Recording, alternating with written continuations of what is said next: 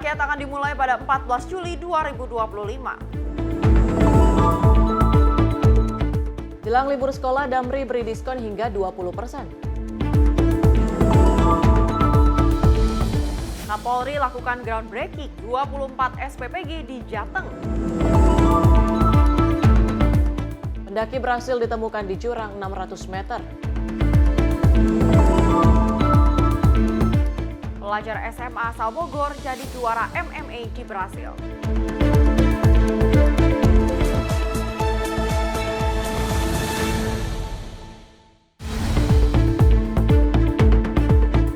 Halo, selamat malam pemirsa. Selain 5 informasi tadi, kami akan memberikan informasi menarik lainnya, terutama dari agenda Kabinet Merah Putih. Menyapa Indonesia Malam juga akan menghadirkan sejumlah informasi seputar peristiwa dan berita olahraga. Bersama saya Tiara Dianti. Dan saya Priska Priscilla, inilah Menyapa Indonesia Malam selengkapnya.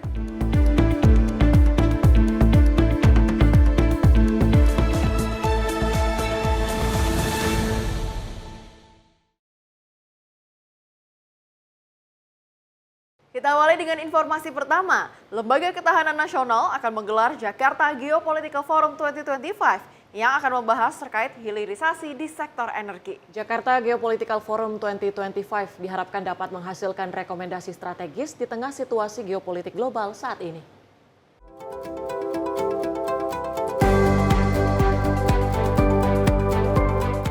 Presiden Prabowo Subianto dijadwalkan akan menghadiri sekaligus membuka gelaran Jakarta Geopolitical Forum 2025 yang akan diselenggarakan selama 2 hari, yakni 24 dan 25 Juni 2025 di Hotel Borobudur, Jakarta Pusat. Gubernur Lembaga Ketahanan Nasional atau Lemhanas Tubagus Aceh Hasan mengatakan nantinya forum ini akan dihadiri para duta besar negara sahabat seperti Rusia dan China, akademis dan juga kementerian lembaga dan BUMN yang bergerak di bidang energi. Aceh mengatakan kegiatan ini dilakukan karena dinilai sangat relevan dengan keadaan situasi saat ini, keadaan geopolitik ekonomi global yang sedang mengalami fragmentasi dan isu ketahanan energi merupakan isu yang sangat perlu dicarikan jalan keluarnya di saat situasi saat ini. Diharapkan dari forum ini dapat menghasilkan rekomendasi-rekomendasi yang strategis guna menghadapi keadaan geopolitik saat ini. Karena itu Jakarta Geopolitical Forum ini akan mempertemukan para pengambil kebijakan, kementerian-kementerian yang terkait, terutama program hilirisasi di sektor energi, dunia usaha, kemudian para akademisi dari berbagai universitas terkemuka, serta lembaga-lembaga think tank yang ada di dunia, dan juga para pembicara-pembicara dari luar negeri dan dalam negeri yang sudah terdaftar peserta yang akan hadir. Memang kami menargetkan 1.000 peserta baik dari dalam maupun dari luar negeri, dan yang sudah konfirmasi hadir saat ini itu jumlahnya hampir mendekati 800 orang yang akan hadir secara langsung di dalam kegiatan ini, dengan harapan bahwa dari kegiatan ini akan menghasilkan rekomendasi strategis yang akan nanti tentu menjadi kebijakan di tengah situasi geopolitik global, terutama bagaimana kita memiliki kedaulatan dan ketahanan energi nasional kita. Rencanakan sekali lagi Bapak Presiden akan memberikan arahan dan keynote speech di dalam kegiatan Jakarta Geopolitical Forum ini. Diketahui acara ini akan dihadiri 12 duta besar negara-negara baik Asia dan Eropa, 15 kementerian dan lembaga negara, 8 kepala daerah penghasil energi, 23 rektor ternama tanah air, 9 asosiasi profesi NGO dan pusat kajian luar negeri, serta 26 BUMN dan perusahaan yang bergerak di sektor energi. Dari Jakarta, Dio Malau, Sinpo TV melaporkan.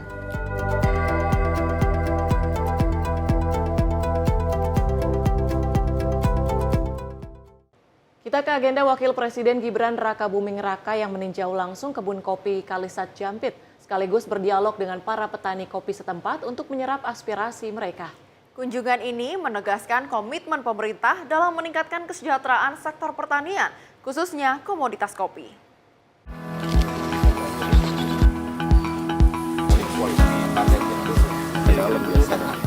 Kunjungan Wakil Presiden Gibran Rakabuming Raka dimulai dengan meninjau proses pemetikan dan sortasi biji kopi di kebun kopi Kalisat Jampit. Ia mengamati secara langsung bagaimana kopi-kopi berkualitas dipilih dan diproses. Sebagai bagian dari upaya menjaga standar mutu produk kopi Indonesia, Wapres Gibran juga turut memetik kopi langsung dari kebunnya bersama para petani kopi. Gibran juga sempat berdialog akrab dengan 10 petani kopi yang secara terbuka menyampaikan berbagai kendala dan harapan mereka terkait budidaya kopi. Isu-isu seperti harga jual, akses modal, hingga teknologi pertanian menjadi fokus diskusi. Tadi sudah disampaikan masalah pupuk, masalah harga, dan lain-lain. Saya kira ini permasalahannya sama seperti beras dan tebu. Masalah pupuk, masalah bibit, pengairan, mekanisasi, ini nanti akan segera kita tindak lanjuti, Bapak Ibu ya. Kalau saya lihat kan Bapak Ibu sudah belasan tahun, puluhan tahun di sini ya. Saya kira di tiap tahun pasti ada peningkatan. Ada peningkatan Bapak Ibu? Pasti ada peningkatan. Nah ini tadi saya sudah lihat roadmap-nya dan saya kira ini menuju ke arah yang lebih baik lagi, dan nanti insya Allah juga kesejahteraan petani pasti akan meningkat juga. Tapi saya titip itu tadi aja Bapak Ibu, peningkatan produktivitas dan kualitas. Jadi harga antara green bean sama cherry ini kan luar biasa ya, jadi harus kita dorong terus. Selama kunjungannya, Wapres Gibran juga secara simbolis menyerahkan bantuan kepada masyarakat petani. Bantuan tersebut meliputi 500 paket sembako dan 50 ekor kambing yang diharapkan dapat membantu meningkatkan kesejahteraan dan ketahanan pangan masyarakat di sekitar kebun kopi. Kegiatan ini merupakan bagian dari upaya pemerintah untuk memberikan dukungan langsung kepada para petani.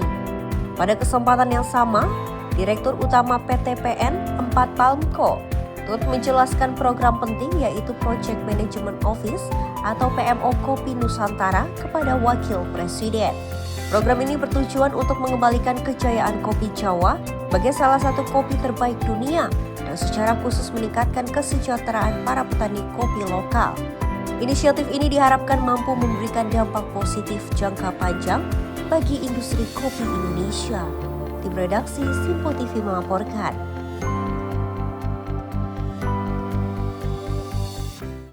Masih dari agenda Wakil Presiden Gibran Rakabuming Raka yang mendorong peningkatan kelas produk usaha mikro kecil dan menengah atau UMKM dari program Membina Ekonomi Keluarga Sejahtera atau MEKAR di Banyuwangi, Jawa Timur. Dalam kunjungan kerjanya, Gibran menekankan pentingnya inovasi dan pemanfaatan teknologi digital untuk mengembangkan pasar.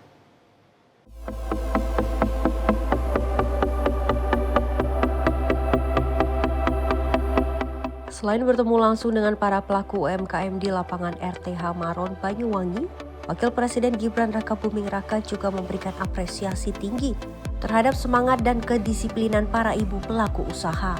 Gibran mengungkapkan kekagumannya atas kualitas produk yang dipamerkan, serta tingkat kredit macet atau NPL nasabah MEKAR di Banyuwangi, yang sangat rendah hanya 1,3%.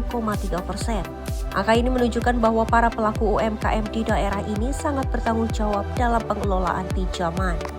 Cukup baik ya, packagingnya bagus, PIRT-nya terlampir di sini, ada logo halal, ada tanggal kadaluarsanya. Ini penting sekali ya ibu-ibu ya. Ya ini penting sekali, ini penting sekali. Saya ingin berterima kasih pada seluruh ibu-ibu yang ada di sini, para nasabah, para penyuluh AO, semuanya yang ada di sini. Dukungan terhadap UMKM ini merupakan bagian dari pelaksanaan Asa Cita pemerintahan Prabowo Gibran. khususnya pada poin penguatan peran perempuan, serta membangun desa dari bawah untuk pemerataan ekonomi dan pemberantasan kemiskinan. Wakil Presiden berharap agar pemerintah daerah dan berbagai pihak terus bergotong royong dalam membina dan mendampingi UMKM, sehingga produk-produk lokal bisa semakin berkualitas dan berdaya saing global. Di produksi, Simpo TV melaporkan.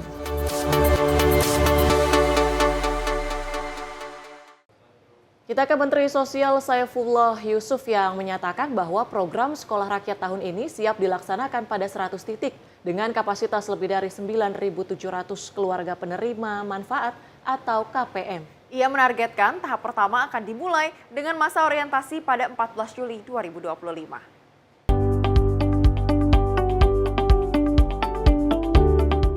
Usai menghadiri rapat terbatas bersama Presiden Prabowo Subianto di Hambalang, Menteri Sosial Saifullah Yusuf atau Gus Ipul mengatakan bahwa program Sekolah Rakyat tahun ini siap dilaksanakan pada 100 titik dengan kapasitas lebih dari 9.700 keluarga penerima manfaat atau KPM. Ia menargetkan tahap pertama akan dimulai dengan masa orientasi pada 14 Juli 2025. Selain tahap pertama, Kemensos juga merencanakan tahap lanjutan di 100 titik tambahan yang dimana akan dimanfaatkan gedung-gedung milik Kementerian Ketenagakerjaan atau Kemenaker. Gus Ipul menambahkan, masa orientasi akan berlangsung selama 2 hingga 3 bulan sebelum masuk ke fase pembelajaran.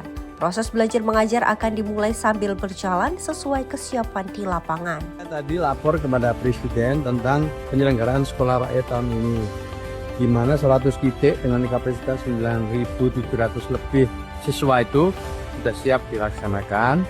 Insya Allah bulan Juli tanggal 14 mulai masa orientasi. Kemudian juga kami laporkan rencana tahap kedua di tahun ini pula 100 titik dengan menggunakan gedung-gedung milik Kemenaker. Alhamdulillah semuanya juga lancar dan insya Allah nanti kalau memang memungkinkan akan digabung sekalian sehingga kapasitas siswa itu insya Allah lebih dari 20.000. 25 perombel, 25 orang. Dari satu rombongan belajar 25 orang. Ada yang 2, ada yang 4. Tergantung kapasitas sekolahnya. Nanti kan akan pindah kepada sekolah rakyat yang sudah akan dibangun tahun ini. Nah ini sekarang semua dalam proses. Nah pada saatnya nanti kami akan mohon ke Presiden untuk memberikan pembekalan kepada para kepala sekolah dan juga kepada para guru. Gus Ipul juga mengungkapkan bahwa Presiden Prabowo Subianto mendukung penuh program ini termasuk rencananya untuk memberikan pembekalan kepada para kepala sekolah dan guru yang terlibat. Tim redaksi Simpo TV melaporkan. Selanjutnya dari Menteri Perlindungan Pekerja Migran Indonesia, Abdul Qadir Karding, menyampaikan bahwa saat ini ada 600.000 peluang kerja global untuk perawat, caregiver, dan tenaga kesehatan lainnya. Hal ini dinilai sebagai momen strategis untuk memanfaatkan bonus demografi lewat jalur legal dan juga profesional.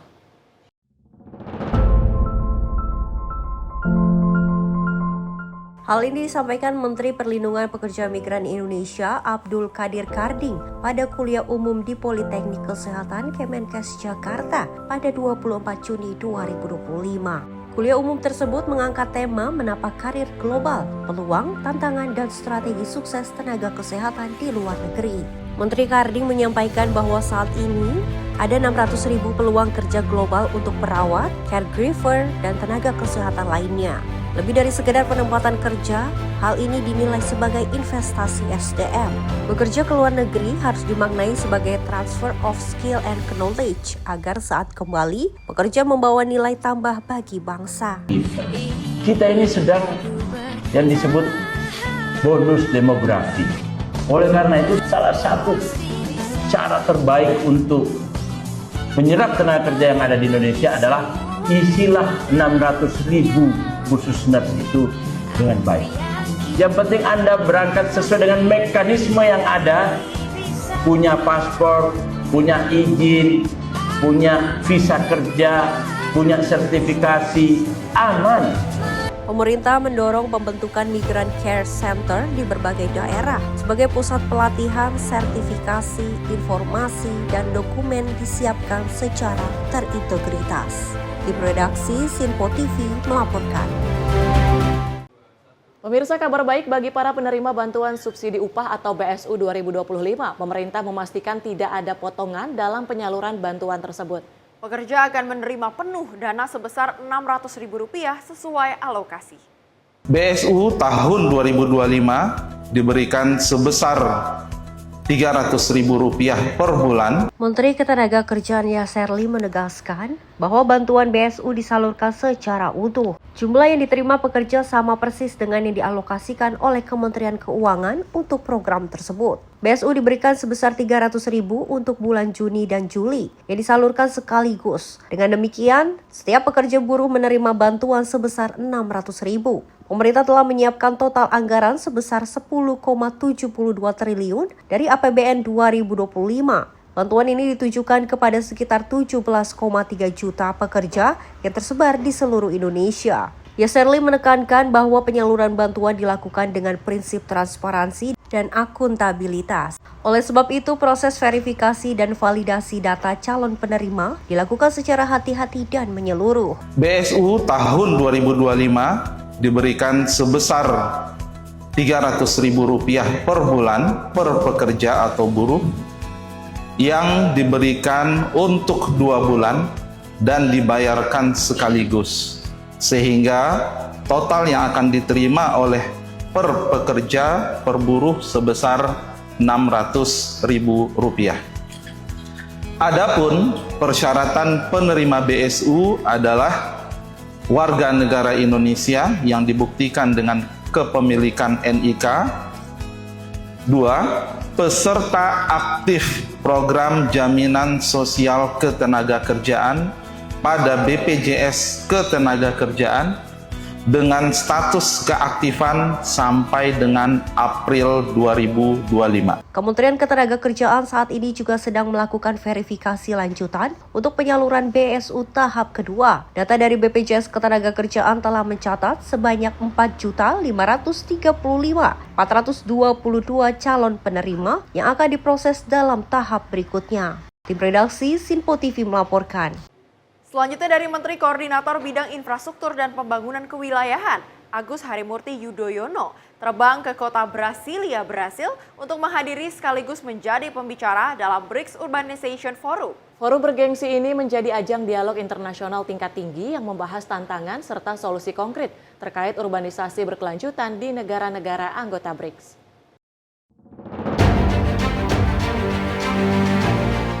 Dalam forum tersebut, Menteri Koordinator Bidang Infrastruktur dan Pembangunan Kewilayahan Agus Harimurti Yudhoyono atau AHY menyuarakan isu-isu strategis yang menjadi perhatian global seperti ketimpangan sosial, akses terhadap perumahan yang layak, peningkatan layanan perkotaan, serta kesiapsiagaan kota menghadapi dampak perubahan iklim. BRICS Urbanization Forum bukan sekedar forum diskusi, melainkan juga menjadi bagian penting dari rangkaian menuju konferensi perubahan iklim COP30 yang akan digelar di Belém, Brasil. Kehadiran AHY di forum ini mempertegas komitmen Indonesia dalam memainkan peran aktif di panggung internasional, khususnya dalam isu pembangunan kota masa depan yang ramah lingkungan dan berkeadilan sosial. Dalam forum yang mempertemukan para menteri dan delegasi dari negara-negara anggota BRICS, Menko AHY menekankan pentingnya kerjasama global dalam menghadapi tantangan urbanisasi dan perubahan iklim. This marks Indonesia's first participation in the BRICS Urbanization Forum since joining the group. As the world's fourth most populous nation and a pivotal country in Southeast Asia, a region of dynamic growth, we bring both weight and hope to our shared pursuit of global prosperity and sustainability. Today we gather as representatives of diverse nations, yet united by a single conviction. The future of our people will be shaped in our cities. President Prabowo Subianto has placed that conviction at the core of Indonesia's development agenda. Like many of you, we face the twin pressures of rapid urbanization and escalating climate risk. Dalam kesempatan itu, Menko AHY juga mendorong kolaborasi antar negara anggota BRICS untuk saling berbagi inovasi dan keunggulan masing-masing dalam mengelola urbanisasi. Tim redaksi Sinpo TV melaporkan.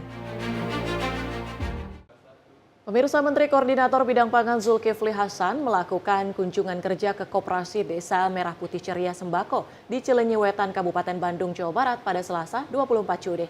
Agenda ini merupakan bagian dari upaya untuk mempercepat pembentukan koperasi desa di seluruh Indonesia.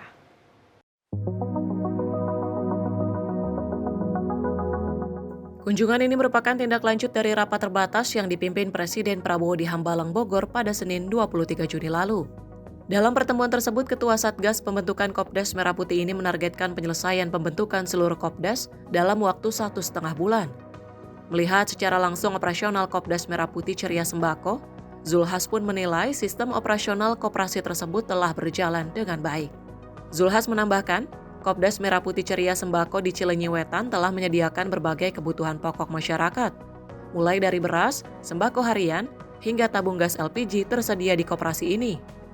Untuk mendukung distribusi, koperasi sudah memiliki kendaraan truk khusus pengangkut logistik.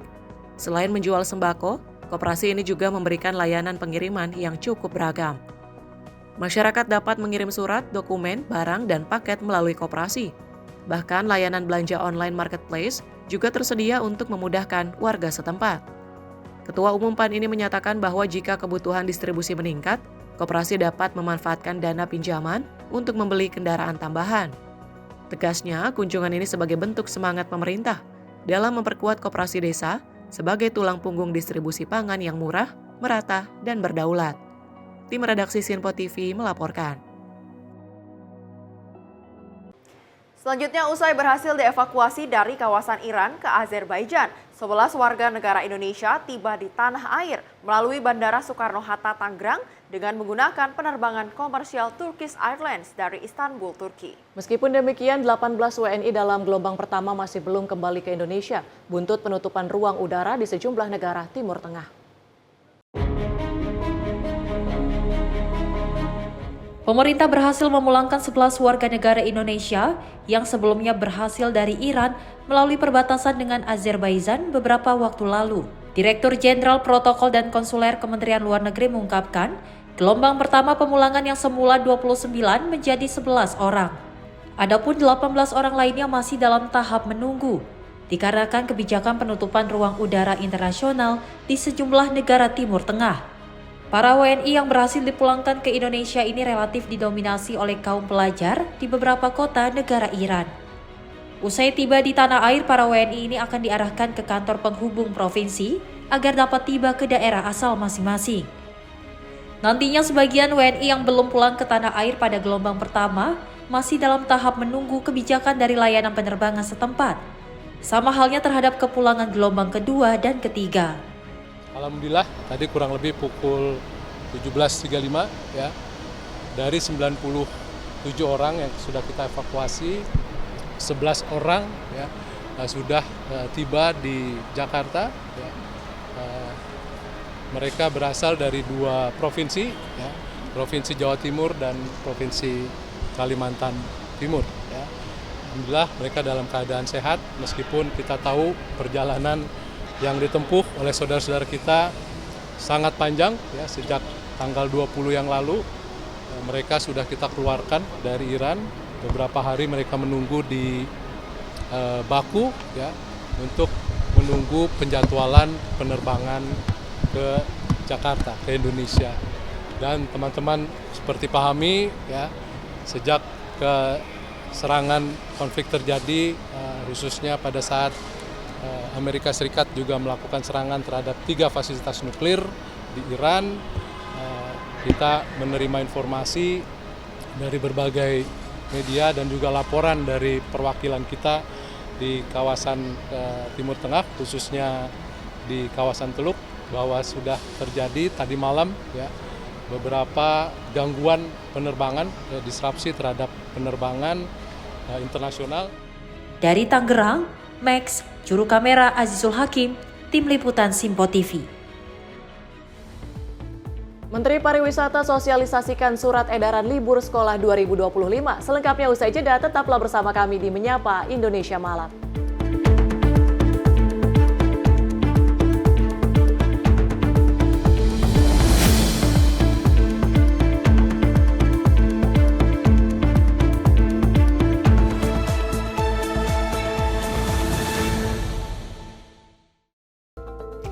Dunia Kabaran Des Jawa Tengah, bagi Anda yang berada di Gombel, Jawa Tengah, siaran Simpo TV kini telah hadir di channel digital 30 UHF.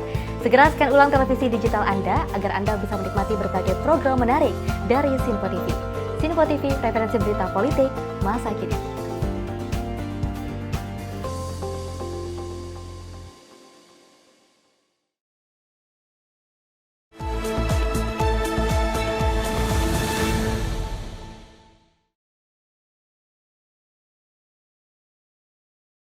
Terima kasih pemirsa, Anda masih bersama kami di Menyapa Indonesia Malam. Informasi kami lanjutkan dari Menteri Pariwisata Widianti Putri Wardana yang terus mensosialisasikan surat edaran terkait kesiapan menyambut libur sekolah 2025 agar pemerintah daerah, asosiasi, dan pelaku usaha pariwisata dapat menghadirkan wisata yang aman, nyaman, dan berkesan pada saat libur sekolah. Dalam surat edaran, Menteri Pariwisata mengimbau pemerintah daerah untuk menerapkan kebersihan, kesehatan, keselamatan, dan juga kelestarian lingkungan.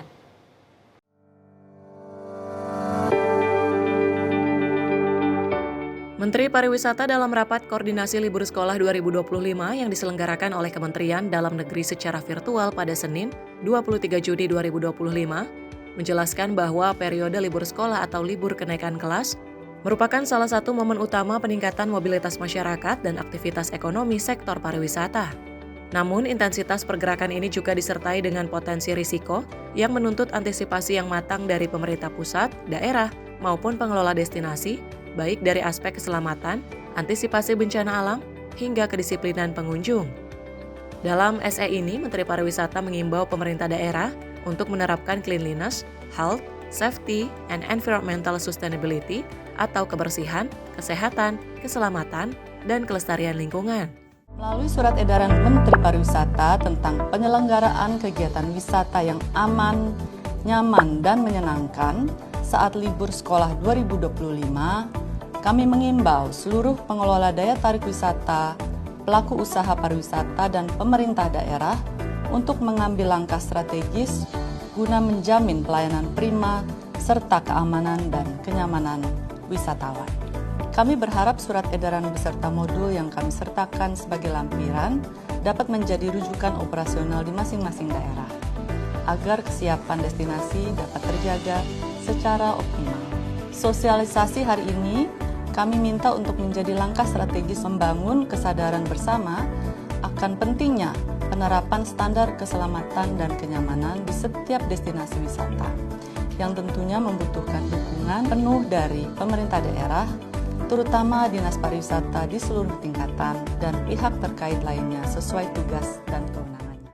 Menteri Pariwisata juga mengimbau kepada pengelola daya tarik wisata untuk memberikan pelayanan prima kepada wisatawan, memastikan pelaksanaan SOP, standar keselamatan dan kesehatan kerja, standar keamanan, terutama pada wahana dengan risiko tinggi, mitigasi risiko destinasi, serta pengelolaan yang berkelanjutan. Selain itu, Menteri Pariwisata mengimbau kepada seluruh masyarakat agar senantiasa mematuhi peraturan di destinasi, melakukan penilaian risiko, serta memedomani modul terkait CHSE dan kebencanaan. Tim redaksi Simpo TV melaporkan. Menjelang masa libur sekolah, Damri menyediakan diskon hingga 20% untuk perjalanan ke berbagai kota di Indonesia. BUMN memastikan mendukung Asta Cita Presiden Prabowo dalam mewujudkan akses transportasi yang aman, terjangkau, dan merata.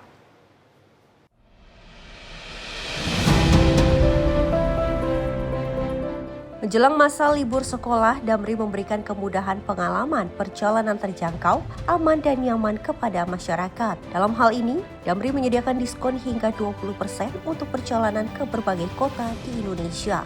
Tidak hanya itu, Damri juga memberikan diskon 50.000 untuk perjalanan antar kota antar provinsi. Dengan sejumlah ketentuan diantaranya berlaku di Pulau Sumatera dan Jawa, periode 15 Juni hingga 15 Juli 2025, serta melalui aplikasi Damri. Hal ini sebagai komitmen BUMN dalam mendukung Asta Cita Presiden Prabowo Subianto dalam mewujudkan pemerataan ekonomi, juga akses transportasi yang aman, terjangkau dan merata bagi seluruh pengguna transportasi darat. Tim redaksi Simpo TV melaporkan. Berikutnya menjelang Hari Jadi Bayangkara ke-79, jajaran Polsek Beringin, Polresta Deli Serdang bersama ibu-ibu Bayangkari menunjukkan kepeduliannya dengan memberikan sembako kepada masyarakat warga kurang mampu. Kegiatan ini bertujuan untuk meningkatkan sinergitas antara Polri dan masyarakat.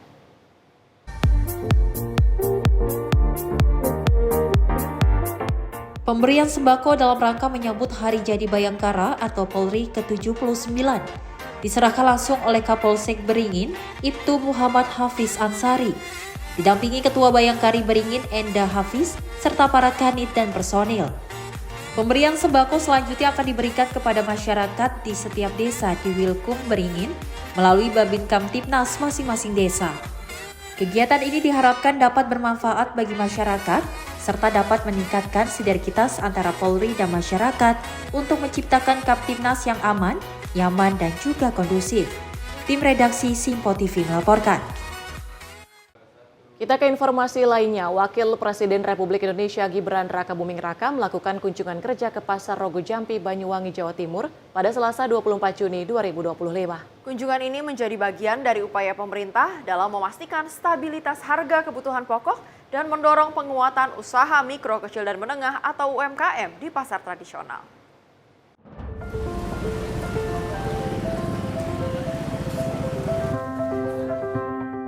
Setibanya di pasar, Wapres Gibran disambut antusias oleh warga dan pedagang. Gibran terlihat berkeliling menyapa para pedagang serta melakukan dialog untuk mendapatkan informasi terkait kondisi harga dan ketersediaan barang pokok. Fokus utama kunjungan ini adalah memantau tingkat inflasi dan mendorong penguatan UMKM sebagai pilar ekonomi kerakyatan. Dalam kesempatan tersebut, Wapres Gibran menegaskan bahwa setiap kunjungan kerja ke daerah wajib dimanfaatkan untuk mengecek kondisi pasar dan harga komoditas pokok. Pemantauan langsung ini dianggap krusial dalam menjaga stabilitas harga dan mengendalikan laju inflasi daerah. Menurut Wapres Gibran, kondisi inflasi di Pasar Rogo Jampi secara umum masih terkendali dan berada dalam kategori aman. Hal ini terlihat dari stabilnya harga beberapa komoditas strategis di lapangan. Meskipun demikian, Wapres juga menyoroti pentingnya perhatian pada komoditas sensitif seperti bawang merah dan cabai yang sempat mengalami fluktuasi harga dalam beberapa bulan terakhir. Kunjungan ini menggarisbawahi komitmen pemerintah untuk memperkuat peran pasar tradisional sebagai pusat aktivitas ekonomi lokal dan benteng pengendali inflasi. Dengan demikian, Wapres Gibran berharap daya beli masyarakat tetap terjaga dan ekonomi rakyat dapat terus tumbuh secara berkelanjutan. Tim redaksi Simpo TV melaporkan. Berikutnya DPR menggelar sidang paripurna ke-20 pembukaan masa persidangan 4 tahun 2024-2025 di Kompleks Parlemen Senayan, Jakarta pada Selasa pagi. Pembukaan masa persidangan ini mendengarkan pidato dari Ketua DPR Puan Maharani.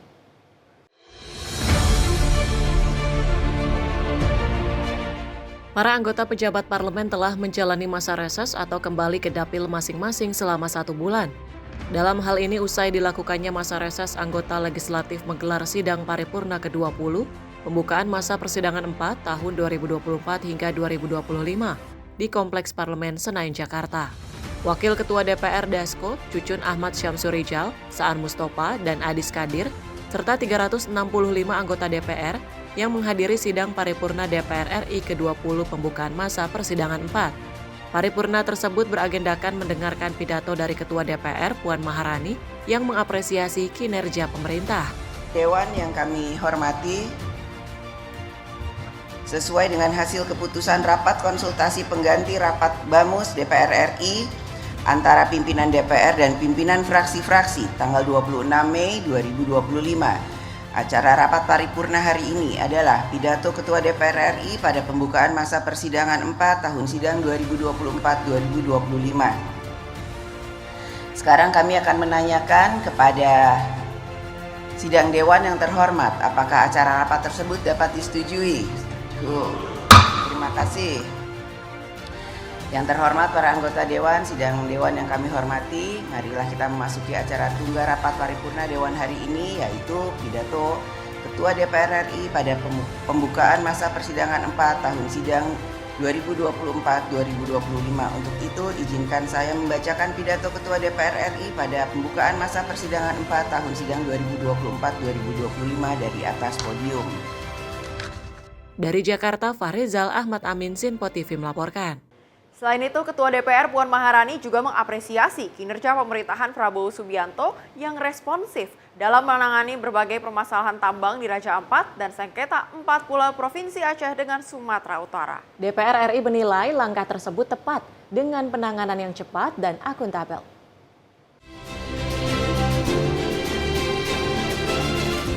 Dalam pemerintahan Presiden Prabowo Subianto menuai respon positif yang dinilai cepat dalam menangani berbagai persoalan yang ada di Indonesia. Salah satunya yakni langkah cepat pemerintah dalam menyelesaikan persoalan pencabutan izin usaha tambang yang ada di Raja Ampat.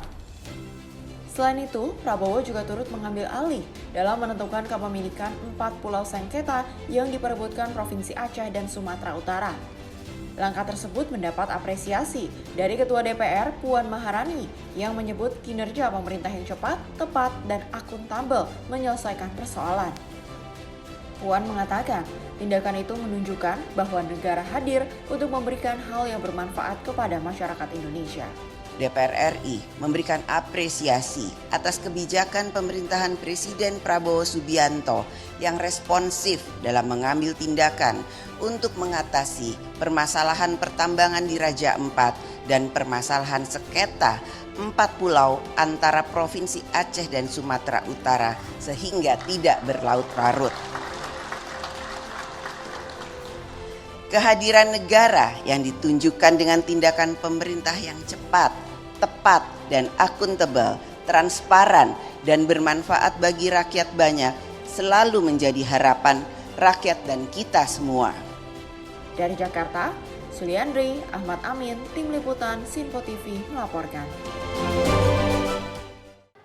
Pemirsa, pemerintah resmi menandatangani naskah daftar inventarisasi masalah atau DIM Rancangan Undang-Undang tentang Kitab Undang-Undang Hukum Acara Pidana atau RUU KUHAP pada Senin 23 Juni 2025. Naskah DIM RUU KUHAP ditandatangani oleh Menteri Hukum Supratman Andi Aktas, Ketua Mahkamah Agung Sunarto, Jaksa Agung ST Burhanuddin, Kapolri Listio Sigit Prabowo, dan Wakil Mensesnek Bambang Eko Suri Haryanto di Geraha Pengayoman Kemenko.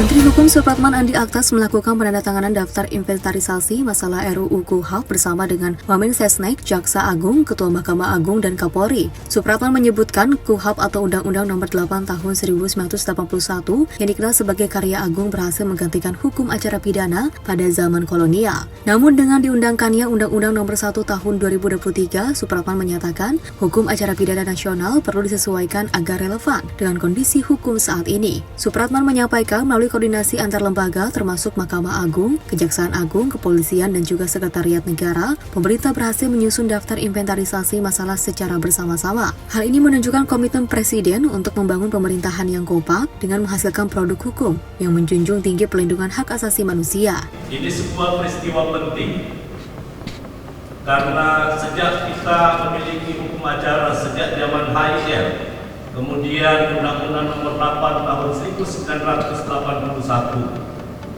di mana sebuah kebahagiaan bagi Republik ini.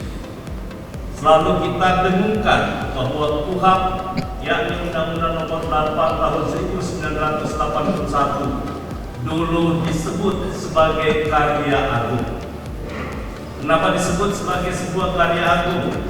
Karena hukum acara pada saat itu adalah hukum acara yang menggantikan hukum acara zaman kolonial. Namun demikian, apa yang disampaikan tadi, yang ditampilkan dalam video tadi juga menggambarkan bahwa ternyata Kitab Undang-Undang Hukum Acara Pidana kita saat ini setelah diberlakukan, setelah diundangkannya Undang-Undang Nomor 1 Tahun 2023, maka dengan demikian tentu hukum acaranya juga harus dilakukan penyesuaian. Sebuah kebahagiaan yang tersendiri bagi kami di Kementerian Hukum dengan kehadiran yang mulia Ketua Mahkamah Agung, Bapak Kapolri, Bapak Jaksa Agung bersama dengan Bapak Wamensesnek bersama dengan Kementerian Hukum bisa melahirkan sebuah DIM sebagai satu kesatuan daripada terhadap apa yang diajukan oleh Dewan Perwakilan Rakyat Tentu ini menggambarkan cita-cita Presiden yang ingin mewujudkan sebuah pemerintahan di mana seluruh bagian yang merupakan bagian dari pemerintahan itu kompak dan bisa satu dalam sebuah tindakan. Namun demikian, saya juga mengajak bahwa koordinasi yang baik saat ini terhadap semua kelebihan maupun penambahan yang ada di dalam rancangan undang-undang kita, undang-undang hukum acara pidana kali ini yang tercermin di dalam DIN, di mana letak perlindungan terhadap hak asasi manusia begitu diperhatikan. Dari Jakarta, Jian Nabila, Mutia Anggiani, Simpo TV melaporkan. Selanjutnya dari Wakil Presiden Gibran Rakabuming Raka meminta kasus tukar guling tanah di Desa Sumber Agung, Banyuwangi segera diselesaikan. Setelah berkoordinasi dengan Menteri Kehutanan melalui panggilan video, Gibran menegaskan penyelesaian harus tuntas paling lambat 9 Juli 2025 sesuai arahan Presiden Prabowo Subianto.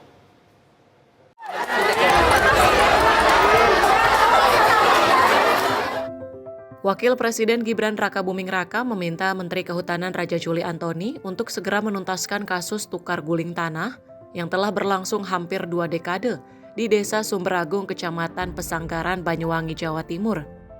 Usai mendengarkan langsung keluhan warga, Wapres Gibran melakukan panggilan video kepada Menteri Kehutanan. Dalam percakapan itu, Menteri Kehutanan menegaskan bahwa pihaknya telah berkoordinasi dengan instansi terkait dan menargetkan penyelesaian administrasi paling lambat 9 Juli 2025. Kasus tukar guling lahan yang mencuat sejak 2006 itu hingga kini belum mendapatkan kepastian hukum dan administratif yang tuntas. Gibran menegaskan, penyelesaian konflik ini penting karena menyangkut hajat hidup masyarakat dan sesuai arahan Presiden Prabowo Subianto agar persoalan agraria ditangani secara sistematis. Proses administrasinya sudah sampai mana? Ini makanya ada Bu Gubernur, ada Bu Bupati, ya kita pengen semuanya cepat selesai Pak, tapi tetap sesuai aturan. Ini tadi saya sudah koordinasi juga dengan Kementerian Kehutanan, ini sekalian saya telepon aja menterinya ya, kita perintahkan. Warga Desa Sumber Agung menyambut baik komitmen Wapres dan berharap janji penyelesaian pada 9 Juli mendatang benar-benar terrealisasi. Kepastian hukum atas tanah menjadi harapan besar setelah hampir 20 tahun dalam ketidakpastian. Tim redaksi Simpo TV melaporkan. Masih dalam agenda Wakil Presiden Gibran Rakabuming yang menegaskan komitmen pemerintah untuk mencapai swasembada gula nasional sebagai langkah menuju kedaulatan pangan. Dalam panen raya di Banyuwangi, Gibran mendengar langsung aspirasi petani dan menyampaikan dukungan penuh dari Presiden Prabowo.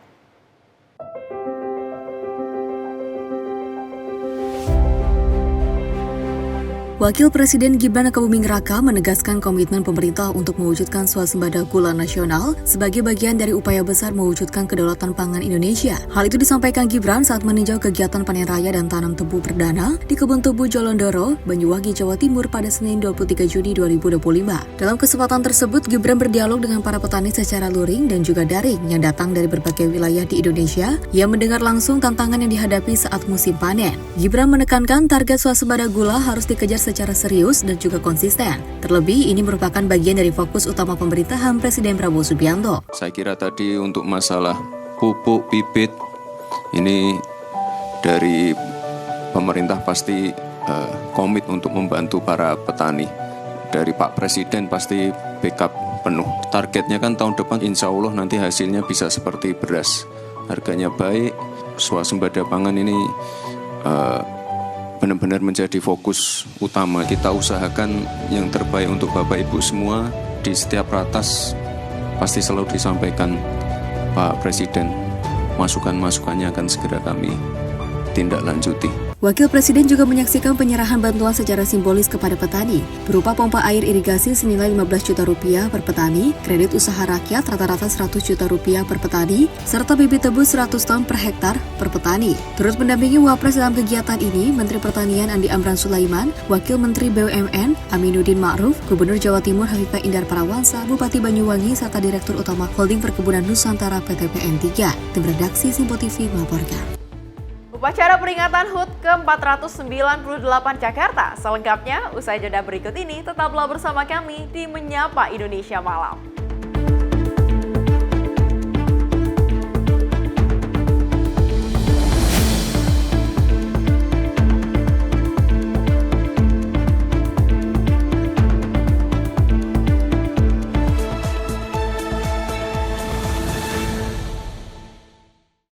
Napa kabar Banjarmasin? Saat ini siaran Sinpo TV dapat Anda saksikan di Banjarmasin, Kalimantan Selatan di channel digital 30 UHF.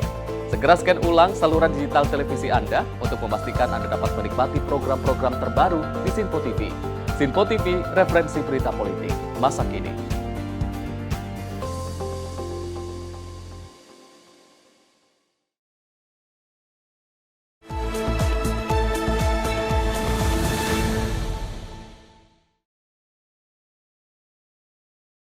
Anda kembali menyaksikan Menyapa Indonesia Malam. Pemirsa, Kapolri Jenderal Listio Sigit Prabowo menghadiri kegiatan groundbreaking Dapur Satuan Pelayanan Pemenuhan Gizi tingkat Polres jajaran Polda Jawa Tengah pada Rabu 25 Juni 2025. Pembangunan SPPG ini merupakan komitmen Polri yang mendukung penuh program makan bergizi gratis yang dicanangkan Presiden Prabowo Subianto dalam program Astacita.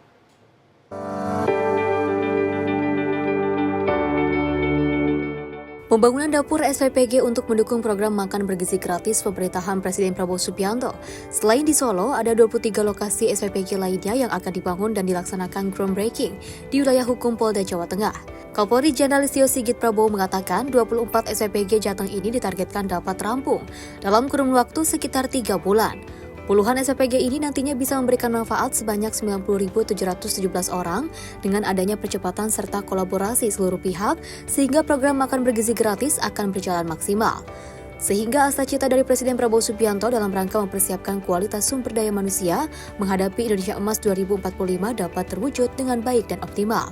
Kita bersama-sama melaksanakan kegiatan groundbreaking untuk mendukung program makanan bergizi, di mana hari ini kita melaksanakan groundbreaking 24 SPPG. 24 SPPG ini kita harapkan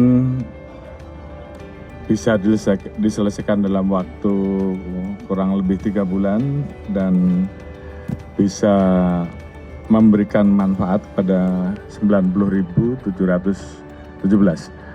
Dan pasca nanti selesai, kemungkinan akan dilaksanakan evaluasi dan apabila prosesnya berjalan dengan baik, maka selanjutnya nanti di masing-masing Polres atau masing-masing level kabupaten akan menambah SPPG-nya. Lebih lanjut, Jenderal Sigit juga memastikan pihaknya tidak akan berhenti membangun SPPG jika program ini berhasil. Di satu Polres akan memiliki lebih dari 1 dapur SPPG. Tim redaksi Sinpo TV melaporkan. Berikutnya pemirsa, 1 unit mobil mewah Rolls-Royce akhirnya berhasil dilelang oleh Kementerian Sosial dengan nilai mencapai lebih dari 2,5 miliar rupiah. Uang dari hasil lelang ini akan digunakan untuk membangun rumah Naila, salah satu calon siswi sekolah rakyat yang tinggal di rumah tidak layak huni di atas tanah milik orang lain di Makassar.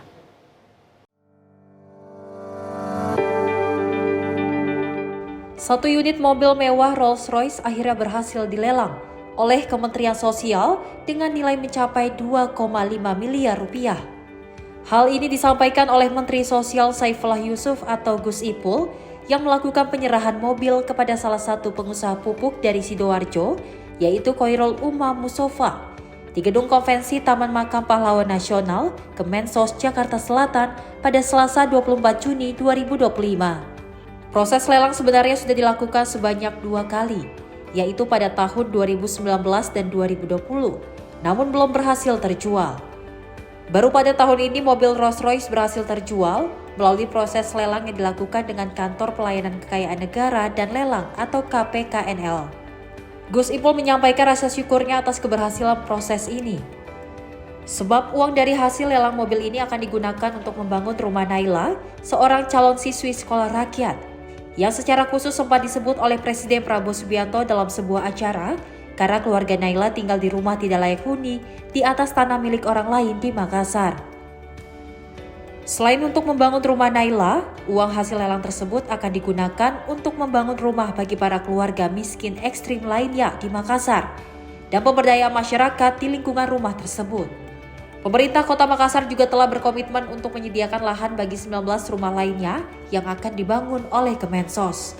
Kami sudah lapor kepada Presiden bahwa hasil lelang ini akan kita dedikasikan untuk keluarga Naila yang di Makassar itu calon siswa sekolah rakyat dan para tetangganya. Karena keluarga Naila tidak sendirian, di sekitarnya ada keluarganya yang juga memerlukan dukungan. Maka untuk kesempatan pertama ini kita kerjasama dengan pemerintah Kota Makassar untuk menyediakan rumah layak huni di mana tanahnya disiapkan oleh pemerintah Kota Makassar, Pak Wali Kota, sementara pembangunannya menggunakan hasil lelang Rolls Royce. Masih sisanya nanti akan dipergunakan untuk pemberdayaan masyarakat di sekitar rumah yang baru dibangun. Hal ini menjadi bukti komitmen Kementerian Sosial untuk mengoptimalkan setiap aset negara demi tujuan kemanusiaan, terutama dalam upaya pengentasan kemiskinan ekstrim dan membangun kehidupan yang lebih layak bagi masyarakat yang paling membutuhkan. Tim redaksi Simpo TV melaporkan. Sebanyak 25 kepala desa dari berbagai provinsi di Indonesia diberangkatkan ke Cina untuk mengikuti program seminar on capacity building for Indonesian Village Head yang akan berlangsung pada 26 Juni hingga 8 Juli 2025. Pelepasan peserta dilakukan langsung oleh Menteri Desa dan Pembangunan Daerah Tertinggal Yandri Susanto di ruang operasional kantor Kemendes PDT Jakarta pada Selasa 24 Juni 2025. Dalam arahannya, Menteri Desa dan Pembangunan Daerah Tertinggal Yandri menyampaikan bahwa kegiatan ini merupakan peluang langka yang perlu dimanfaatkan secara maksimal oleh para kepala desa. Ia menegaskan pentingnya pembelajaran yang mendalam selama mengikuti pelatihan di Cina. Yandri berharap program ini dapat mengubah pola pikir dan meningkatkan kapasitas sumber daya manusia para kepala desa agar dapat diterapkan dalam pengembangan desa masing-masing setelah mereka kembali ke tanah air. Ia menjelaskan bahwa pelatihan ini akan diisi oleh para pakar yang kompeten di bidangnya. Karena itu Yandri berharap peserta memperoleh ilmu yang berguna bagi pembangunan desa, baik di tingkat lokal maupun nasional. Ia juga menekankan pentingnya membawa perubahan nyata di desa masing-masing setelah program selesai. Selain itu Yandri mengingatkan bahwa kepala desa yang dikirim ke Cina turut membawa nama baik Indonesia.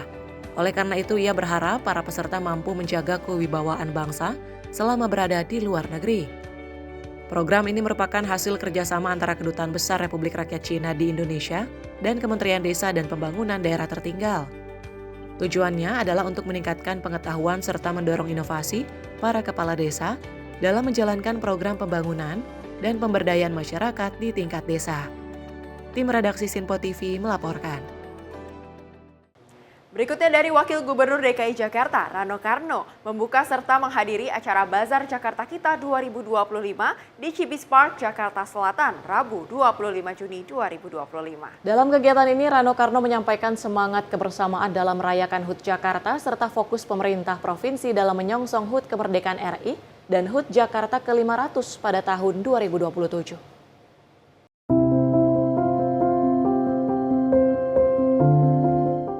Acara Bazar Jakarta Kita 2025 menjadi bagian dari rangkaian perayaan ulang tahun ke-498 Kota Jakarta yang masih ramai dirayakan oleh warga.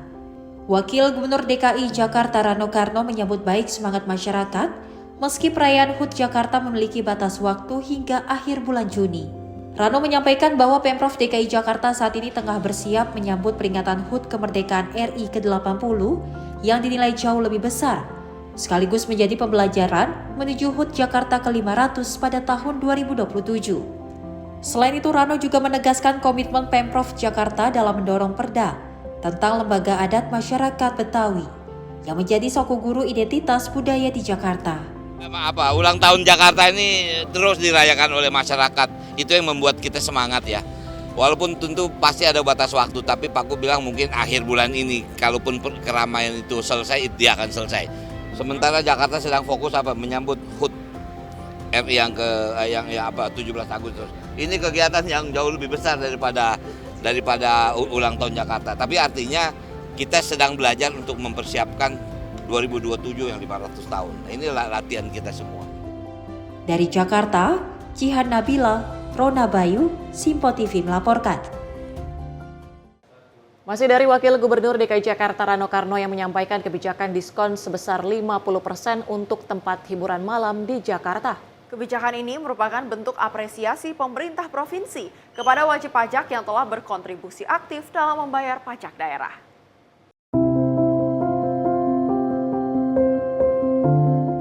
Pemerintah Provinsi DKI Jakarta mulai memberikan diskon hingga 50% untuk tempat hiburan malam, termasuk hotel, restoran, dan tempat kuliner. Kemudahan ini merupakan bentuk penghargaan Pemprov DKI terhadap masyarakat yang telah patuh membayar pajak. Wakil Gubernur DKI Jakarta Rano Karno menjelaskan, kebijakan ini akan dimulai pada awal Juli 2025 dan meliputi berbagai komponen dalam industri hiburan. Udah Pak Gub udah bilang loh, diskon pajak 50%. Udah di statement pada waktu kita malam itu memberikan reward kepada pembayar pajak. Dan pada teman-teman doorstop memang Pak, mulainya adalah di awal Juli. Kita tahu. Ya, termasuk makan. Ya, kalau perhotelan di situ ada hiburan pasti. Pasti komponennya adalah di hiburan. Hiburan tuh hotel, makan, minum segala macam. Dari Jakarta, Cihan Nabila, Rona Bayu, Simpo TV melaporkan. Selanjutnya dari Tentara Nasional Indonesia menggelar upacara sertijab atau serah terima jabatan untuk 2 satuan elit yang berada di bawah Komando TNI pada Rabu pagi. Jabatan Komandan Pasukan Pengamanan Presiden diserahkan dari Maijen TNI Ahirudin kepada Maijen TNI Edwin Adrian Sumanta. Sementara jabatan Komandan Kopsus TNI diserahkan dari Maijen TNI Hendi Antariksa kepada Brigjen TNI Yuda Airlangga.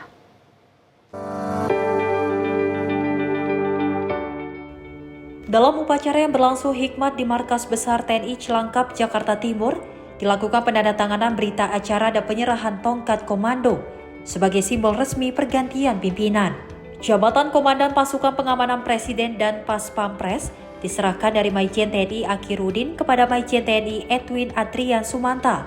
Sementara jabatan Komandan Kopsus TNI diserahkan dari Maijen TNI Hendi Antariksa kepada Brigjen TNI Yuda Airlangga. Selama masa jabatannya, Maijen TNI Akirudin telah memimpin Pas Pampres dengan dedikasi tinggi, memastikan keamanan Presiden, Wakil Presiden, dan para tamu negara dalam berbagai agenda strategis. Tongkat kepemimpinan kini dilanjutkan oleh Maijen TNI Edwin Adrian Sumanta, perwira TNI AD dengan pengalaman panjang di bidang operasi militer dan pengamanan. Dari Jakarta, tim Simpo TV melaporkan. Pemirsa, Ketua MPR Ahmad Muzani menanggapi perihal momen Kapolri Jenderal Listio Sigit Prabowo yang mencium tangan Presiden kelima Megawati Soekarno Putri di acara ulang tahun istri mantan Kapolri almarhum Jenderal Hugeng Iman, Meriati. Menurutnya, tindakan tersebut merupakan hal yang wajar dan sebagai bentuk penghormatan kepada Megawati sebagai mantan pemimpin Indonesia.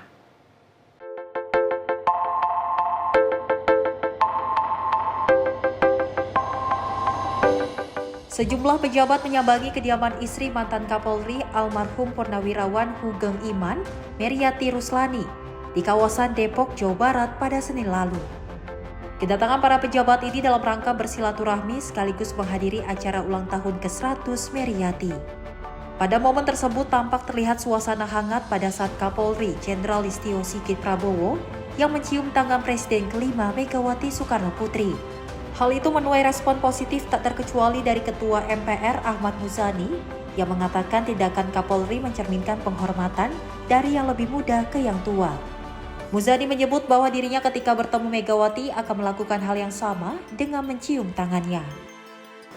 Ibu Megawati Soekarno Putri adalah Presiden Republik Indonesia kelima, pernah juga menjadi Wakil Presiden, Ketua Umum dari Partai Politik Pemenang Pemilu, orang yang paling senior di antara para mantan pemimpin bangsa ini. Karena itu penghormatan dari Jenderal Polisi Listio Sigit Prabowo kepada Ibu Mega dalam bentuk mencium tangannya adalah sesuatu yang wajar saja, dan saya itu bentuk penghormatan dari orang yang lebih muda kepada ibu yang lebih tua. Saya pun kalau ketemu Bu Mega sama mencium tangannya. Dari Jakarta, Farizal Davarizkiano, Simpo TV melaporkan.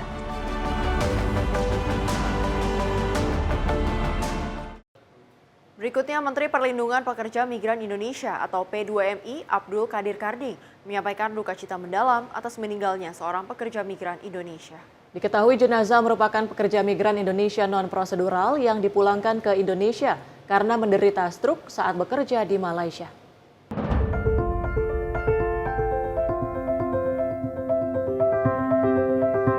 Menteri P2MI Abdul Qadir Karding menyampaikan rasa duka cita yang mendalam atas meninggalnya seorang pekerja migran Indonesia non-prosedural. Sebelumnya, jenazah sempat dijenguk Menteri P2MI Karding sekitar 1 bulan yang lalu saat menjalani perawatan intensif. Jenazah berinisial SW mengalami kelumpuhan total akibat stroke saat bekerja di Malaysia dan dipulangkan ke tanah air oleh pemerintah kemudian dirawat di Rumah Sakit Polri Jakarta. Namun sejak jenazah dirawat hingga meninggal, berbagai upaya dilakukan Kementerian P2MI, keluarga dari jenazah belum ditemukan. Dalam waktu 1 bulan, pihak Kementerian P2MI sudah melakukan usaha sebaik mungkin kepada jenazah. Saya perlu sampaikan bahwa selaku menteri, saya menyampaikan rasa duka yang mendalam terhadap meninggalnya satu pekerja migran Indonesia.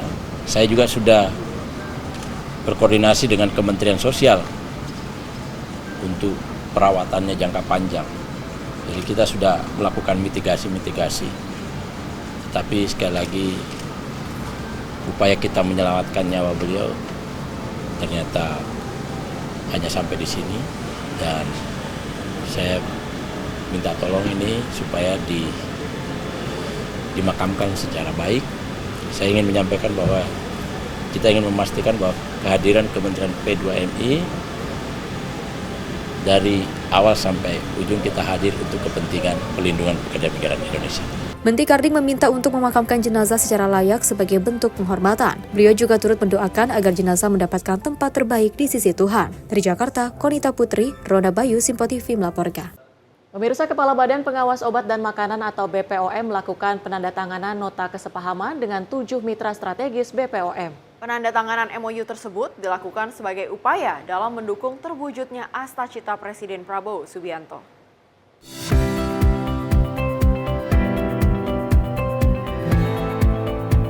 Kepala BPOM Taruna Ikrar mengatakan penandatanganan kerjasama BPOM dengan 7 mitra strategis ini berkaitan dengan penyediaan obat-obat oleh BPJS Kesehatan, meningkatkan status MKM dalam proses registrasi, serta memaksimalkan peran koperasi desa dalam penyediaan apotik di desa-desa. Oleh karena itu, untuk memaksimalkan tujuan tersebut, BPOM juga bekerja sama dengan asosiasi organisasi kemasyarakatan, salah satunya Himpunan Mahasiswa Islam Indonesia dan forum lainnya. Kepala BPOM berharap dengan adanya penandatanganan kerjasama ini, tujuan yang direncanakan bisa terlaksana dengan baik dan mencapai hasil yang maksimal. Apa yang kita mau capai dengan MOU seperti ini? Karena tentu ini punya keterkaitan langsung dengan Badan POM. Contoh yang paling konkret yang berhubungan dengan BPJS Kesehatan. Kita tahu seluruh obat-obatan yang digunakan oleh para pasien di seluruh rumah sakit dan seluruh tingkatannya, mulai dari tingkat puskesmas atau klinik sampai kepada rumah sakit TPA. Obat-obatan di situ yang bisa digunakan, bisa ditanggung oleh BPJS adalah yang telah mendapatkan izin edar dari Badan Pengawas Obat dan Makanan. Itu salah satu contohnya, tapi banyak poin-poinnya yang kita tadi diskusikan. Kemudian yang kedua, persoalan yang berhubungan dengan desa. Hubungannya dengan desa, kita tahu desa kita di seluruh Indonesia kan sangat banyak nih, hampir 80.000, 75.000 ya, seluruh Indonesia. Dan ada programnya Bapak Presiden yang disebut dengan Koperasi Desa Merah Putih. Dan itu dananya besar sekali. Saya dengarkan dari Pak Yandri, Menteri Desa, itu akan digelontorkan hampir 500 triliun setiap tahun. Dari Jakarta, Sri Dewi Andayani, Mutia Aldi, Simpo TV melaporkan. Selanjutnya dari Partai Kebangkitan Bangsa akan menggelar International Conference on the Transformation of Pesantren 2025 pada 24 hingga 26 Juni mendatang. Salah satu transformasinya, PKB akan mendorong pesantren skill untuk menyesuaikan kurikulum dengan kebutuhan pasar.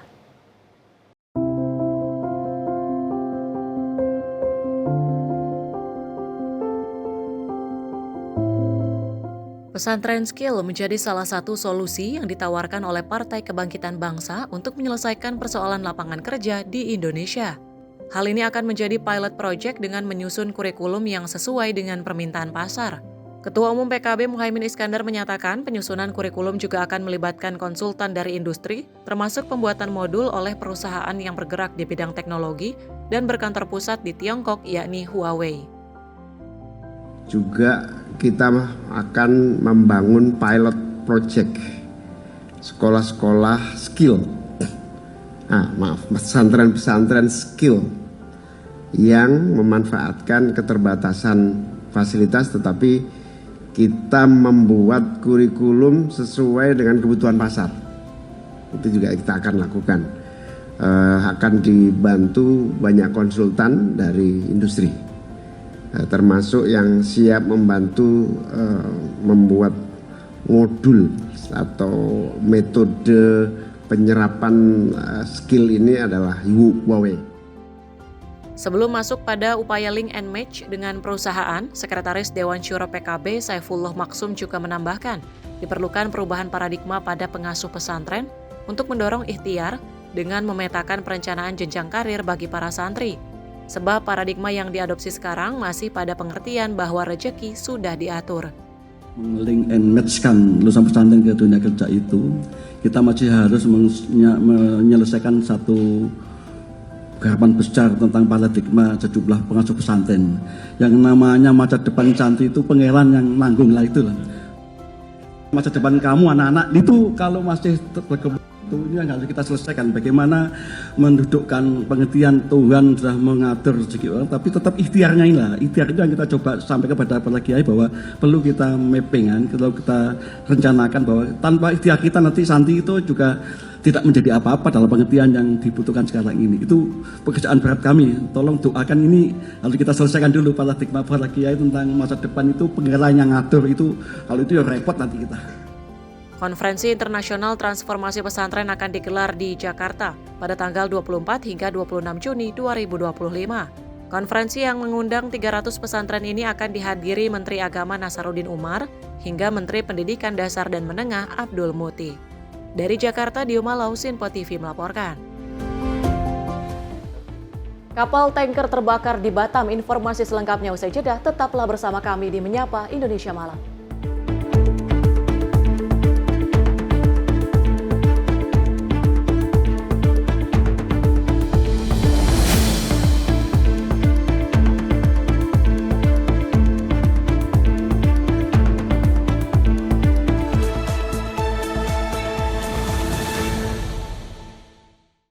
Apa Kareba Makassar? Kini siaran Sinpo TV telah hadir di kota Anda, Makassar, Sulawesi Selatan. Tentunya di channel digital 28 UHF. Dan pemirsa jangan lupa untuk terus melakukan scan ulang secara berkala agar tak ketinggalan dengan berbagai informasi dan tentunya program menarik di Sinpo TV. Sinpo TV, referensi berita politik masa kini.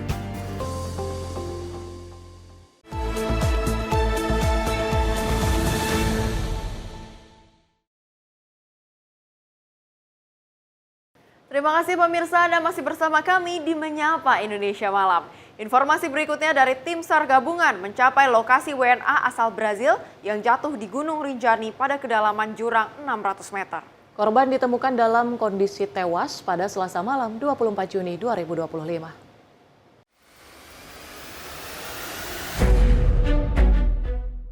Pada Selasa 24 Juni 2025, Tim SAR Gabungan akhirnya berhasil menjangkau posisi JDSP 27 tahun, wisatawan asal Brasil, yang dilaporkan jatuh ke arah Danau Segara Anak di sekitar Cemara Nunggal, Gunung Rinjani. Kepala Basarnas Marsikal Madya TNI Muhammad Syafi'i mengkonfirmasi bahwa status JDSP telah meninggal. Diperkuat setelah 3 personil Tim SAR menyusul turun dan memastikan kondisi korban.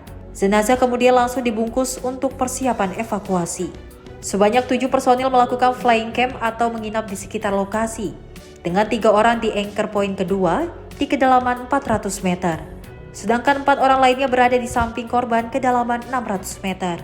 Nantinya jenazah korban akan dilakukan evakuasi medis udara untuk menuju ke Rumah Sakit Bayangkara di Polda NTB.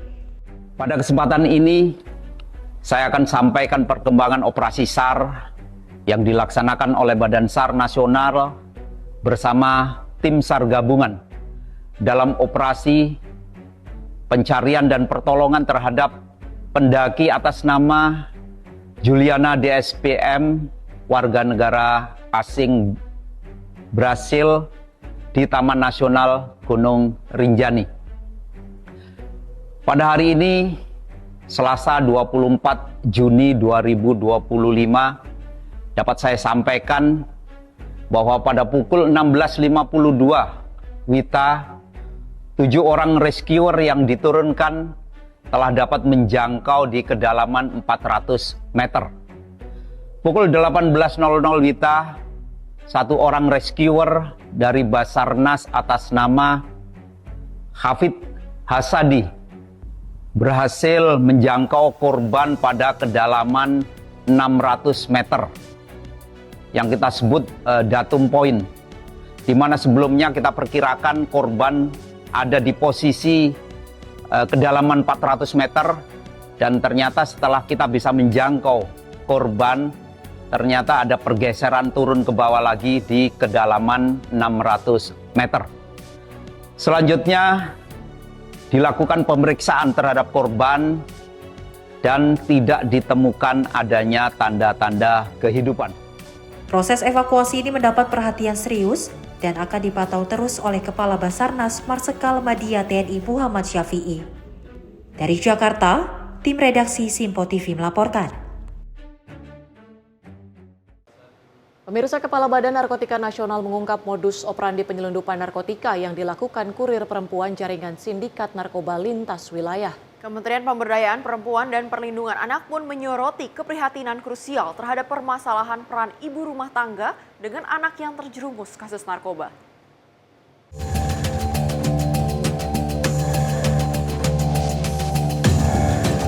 Keterlibatan faktor internal dan eksternal memberikan tekanan mental menjadi salah satu faktor penyebab keterlibatan perempuan dan anak dalam tindak pidana narkotika menunjukkan hilangnya moral bangsa. Data menunjukkan 285 tersangka tindak pidana narkotika berhasil diamankan, 29 diantaranya perempuan. Modus dilakukan dengan menyembunyikan narkoba di area tubuh. Banyak perempuan terjebak karena lemahnya support sistem keluarga dan lingkungan. Langkah pemerintah dan lembaga lain menyampaikan komitmen utama untuk memberantas narkotika yang melibatkan perempuan dan anak, melakukan kampanye pencegahan, memberikan penanganan perspektif gender, hak anak, mendampingi psikologis, penguatan kualitas keluarga. Kementerian PPPA Arifatul mengajak seluruh masyarakat menguatkan benteng pertahanan bangsa, mencegah keterlibatan perempuan dan anak terhadap narkotika. Kemudian ada faktor ekonomi dengan kebutuhan yang mendesak dan pemikiran yang instan. Mereka langsung ambil keputusan untuk bisa mendapatkan penghasilan secara tepat untuk memenuhi kebutuhan yang mendesak. Yang ketiga adalah faktor lingkungan dan juga keluarga. Ada faktor ketidakharmonisan, kurang perhatian, serta lingkungan pergaulan, salah memilih teman dan sebagainya.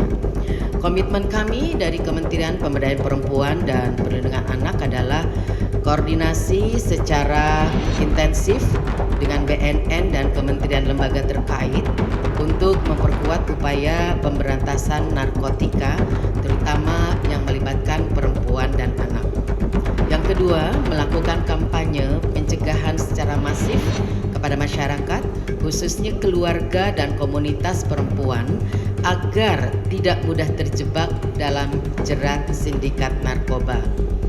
3. Dalam kasus perempuan dan anak yang terlibat tindak pidana narkotika, penanganan harus dilakukan secara adil dan berperspektif gender dan hak anak melalui pendampingan psikologis hukum, penyidik perempuan dan penyidik yang memiliki perspektif gender dan hak anak, jaminan bahwa tidak ada diskriminasi terhadap perempuan dalam proses hukum, dan yang keempat adalah bersama dengan kementerian terkait memperkuat upaya membangun kualitas keluarga sebagai unit terkecil dalam masyarakat yang harus menjadi tempat paling aman bagi anak serta menjadi ruang tumbuh karakter, moralitas, dan integritas generasi muda. Dari Jakarta, Mutiara Patiasina, Rona Bayu, Simpo TV melaporkan. Sebuah kapal tanker terbakar saat tengah menjalani perbaikan di galangan kapal PT ASL Shipyard Indonesia Batu Aji Batam, Kepulauan Riau pada 24 Juni 2025. Insiden tragis ini menyebabkan 3 pekerja meninggal dunia dan 4 lainnya mengalami luka bakar.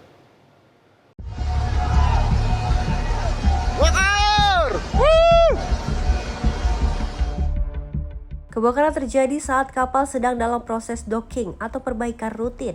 Api dengan cepat membesar sehingga para pekerja yang berada di dalam kapal tidak sempat menyelamatkan diri sepenuhnya. Proses pemadaman berlangsung hingga sore hari, melibatkan tim pemadam kebakaran galangan dan aparat kepolisian. 3 korban meninggal dunia telah dievakuasi ke Rumah Sakit Bayangkara Polda Kepulauan Riau untuk keperluan identifikasi dan penyelidikan lebih lanjut. Ketiga korban diketahui bernama Berkat Setiawan, Gunawan, dan Hermansyah. Sementara terdapat 4 korban luka bakar yang dilarikan ke RS Mutiara Aini dan RS Graha Hermine untuk mendapatkan perawatan intensif. Hingga berita ini diturunkan, aparat kepolisian bersama tim Inafis Polresta Balerang masih melakukan penyelidikan dengan mengumpulkan bukti dan keterangan dari sejumlah saksi di lokasi kejadian. Dari Jakarta, tim redaksi Simpo TV melaporkan. Tim SAR gabungan berhasil mengevakuasi 1 orang korban selamat dalam kecelakaan lalu lintas tunggal yang terjadi di jurang kebun kopi Desa Toboli, Kabupaten Parigi Motong, Sulawesi Tengah pada 24 Juni 2025. Insiden terjadi saat sebuah mobil minibus yang melaju dari arah utara menuju Kota Palu diduga mengalami hilang kendali dan terjun ke dalam jurang sedalam kurang lebih 200 meter.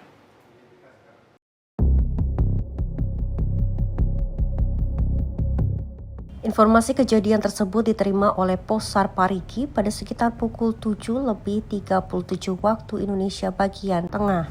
Menanggapi laporan tersebut, tim rescue dari Posar Parigi langsung diberangkatkan menuju lokasi kejadian.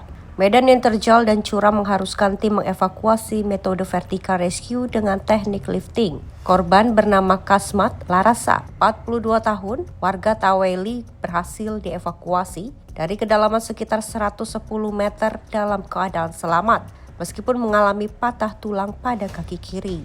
Selanjutnya korban langsung dilarikan ke RS Anutaloko Parigi untuk penanganan medis lebih lanjut. Proses evakuasi tersebut melibatkan sejumlah unsur yang terlibat, yakni Posar Parigi, TNI AD, Polres Parigi, BPBD Kabupaten Parigi Motong, Tagana Kabupaten Parigi Motong, dan masyarakat setempat. Tim redaksi Simpo TV melaporkan. Sebuah mobil berwarna kuning mendadak nyungsep dan mendarat di atas atap rumah warga di Jalan Marta Dinata, Balikpapan, Kalimantan Timur pada Selasa 24 Juni 2025. Beruntung tidak ada korban jiwa dalam kejadian tersebut meski mobil menimpa bagian atap rumah warga. A1 ketua, A1. Sebuah mobil berwarna kuning mendadak meluncur dari jalan yang menurun dan terjun bebas hingga mendarat di atas atap rumah warga. Mobil tersebut dikemudikan oleh seorang ibu dengan 2 orang penumpang di dalamnya. Dan seluruh penumpang dilaporkan dalam keadaan selamat dari insiden ini. Saksi mata di lokasi menyebut mobil diduga kehilangan kendali saat melintasi jalanan curam. Petugas kepolisian telah melakukan olah TKP dan 1 unit ambulans dikerahkan untuk mengantisipasi kondisi darurat. Akibat peristiwa ini, warga meminta pemerintah segera melakukan evaluasi sistem keamanan lalu lintas di kawasan rawan kecelakaan tersebut. Dari Jakarta, tim redaksi Simpo TV melaporkan. Nekat menjamret telepon genggam milik seorang polisi wanita di kawasan Bendungan Hilir, Tanah Abang, pasangan sejoli yang tengah dimabuk asmara diringkus petugas Satuan Reserse Kriminal Polres Metro Jakarta Pusat. Kedua tersangka diringkus di 2 tempat berbeda, yakni di kawasan Tanah Abang dan kawasan Senen, Jakarta Pusat. Namamu siapa?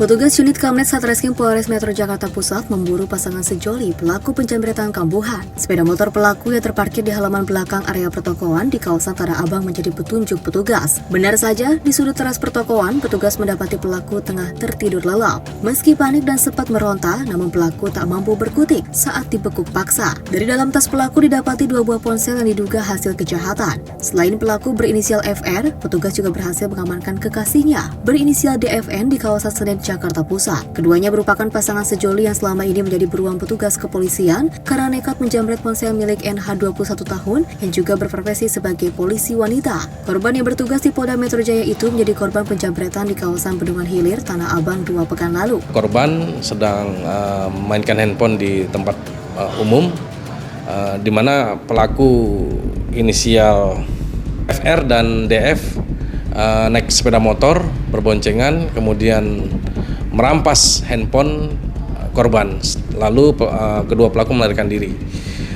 Sehubungan dengan kejadian tersebut, tim Buser Presisi Polres Metro Jakarta Pusat melakukan serangkaian penyelidikan yang mana diketahui identitas pelaku adalah FR dan DF, yang mana sudah diketahui pelaku diamankan di daerah Bongkahan, Tanah Abang, dan pelaku DF itu diamankan di Pulau Senen, Jakarta Pusat.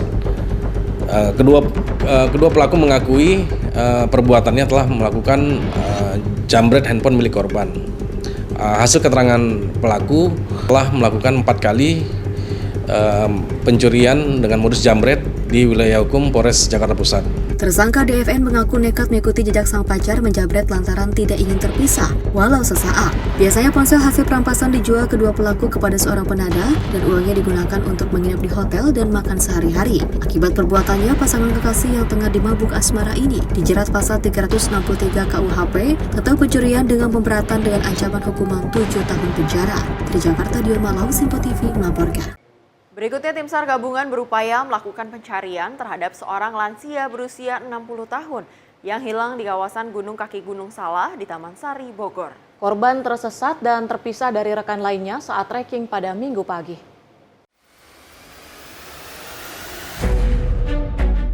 Pencarian terhadap seorang lansia yang hilang di lereng kaki Gunung Salak di Kecamatan Taman Sari, Kabupaten Bogor pada Rabu pagi terus dilakukan. Dalam proses pencarian korban, tim SAR menyisir titik-titik lokasi yang dilalui korban.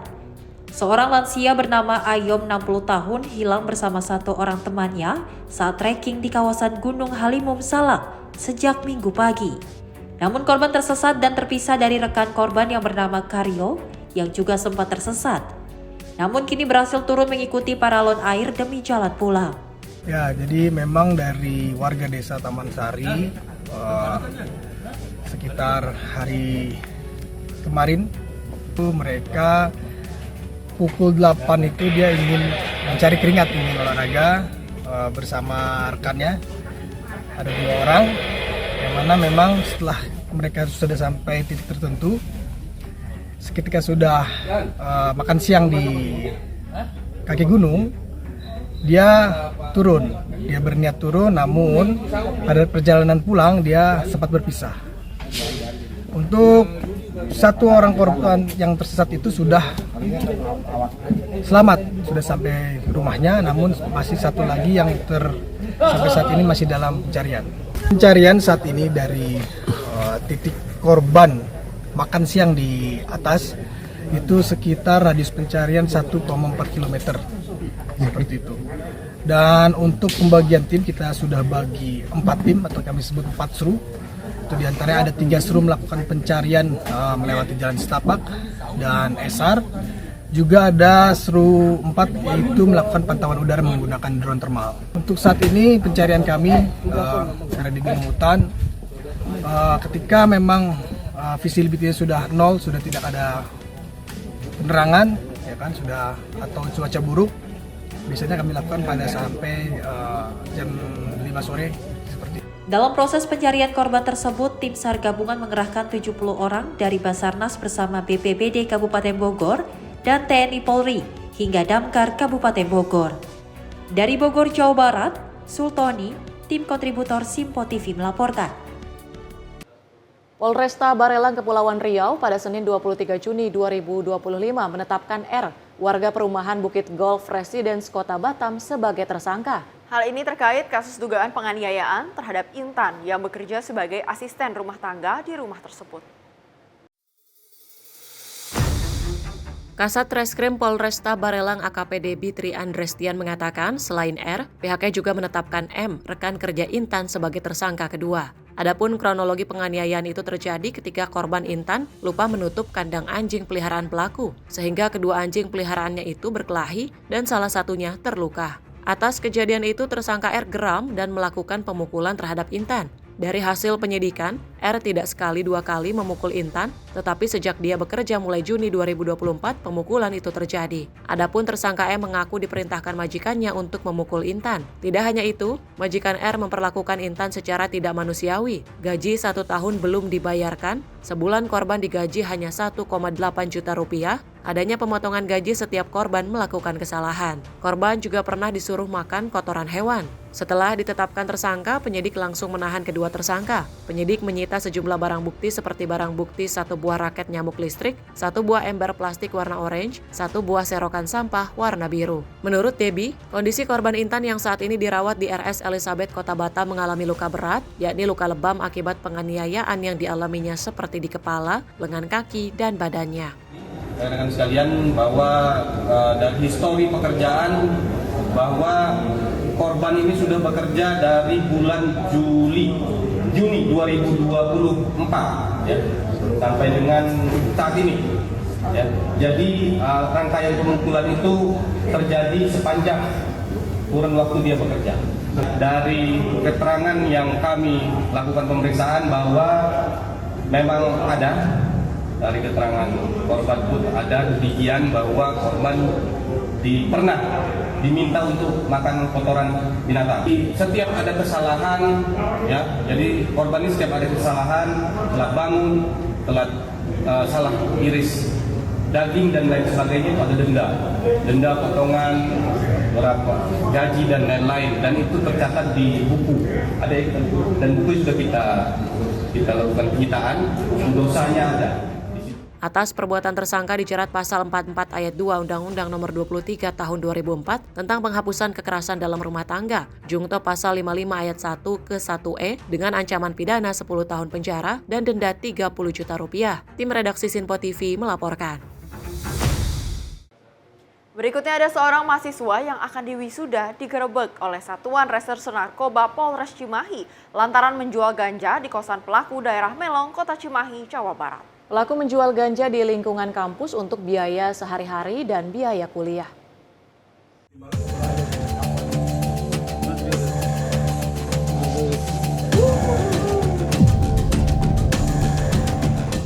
Inilah detik-detik saat petugas dari Satuan Reserse Narkoba Polres Cimahi yang melakukan penggerebekan terhadap seorang pelaku penjual ganja kering di kosan pelaku kawasan Melong, Kota Cimahi, Jawa Barat. Dari hasil penggerebekan ini, petugas mengamankan sejumlah paket ganja kering siap edar dari tangan pelaku. Dari keterangan kepolisian, pelaku merupakan seorang mahasiswa yang akan diwisuda. Pelaku berinisial RP menjual ganja di lingkungan kampus di Kota Bandung.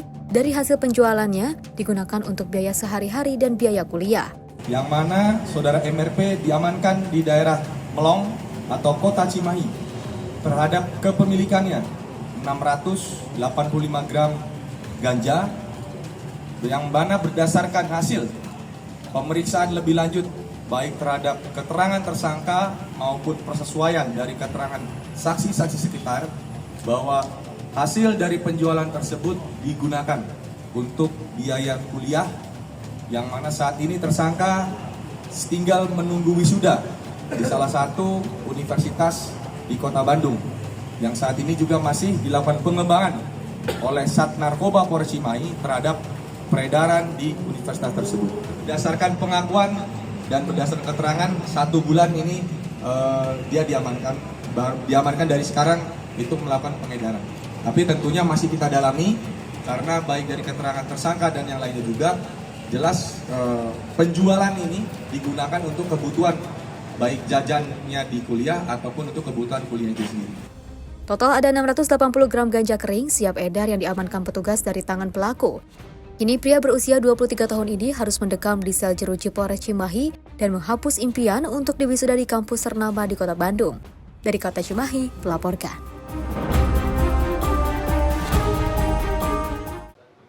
Dua orang warga desa Pelalangan, Kecamatan Jenangan, Kabupaten Ponorogo, Jawa Timur selamat setelah sempat tertimpa material longsor di Jalan Lingkar Telaga Ngebel pada Sabtu 21 Juni 2025. Kini kedua korban berhasil selamat dan langsung dilarikan ke rumah sakit untuk mendapatkan perawatan di rumah sakit setempat.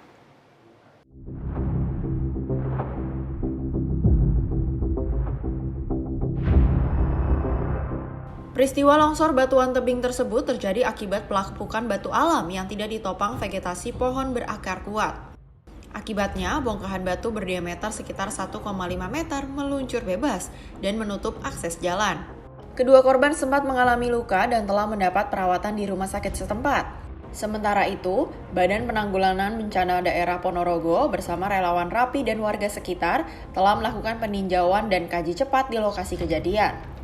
Hingga Senin 23 Juni 2025, alat berat dikerahkan untuk mengevakuasi material longsor. Namun, akses jalan lingkar Telaga Ngebel di lingkungan Kemambang, Desa Gondowido masih belum bisa dilalui kendaraan. Badan Nasional Penanggulangan Bencana menghimbau masyarakat yang tinggal di kawasan tebing untuk meningkatkan kewaspadaan terhadap cuaca ekstrim selama musim kemarau basah, serta menyarankan agar pengendara menghindari jalur rawan longsor saat hujan deras untuk meminimalkan risiko kecelakaan. Dari Jakarta, tim redaksi Sinpo TV melaporkan.